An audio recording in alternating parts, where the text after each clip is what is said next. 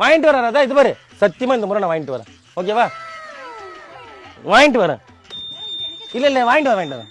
இப்ப கண்டிப்பா நான் வாங்கிட்டு வரலன்னா நான் கேளு. எனக்கு ஒண்ணும் இல்ல, இந்த சால்ட் வேற எழுதியிருக்கேன், உப்புன்னு எழுதியிருக்கேன்.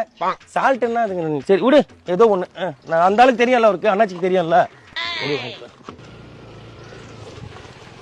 ராதா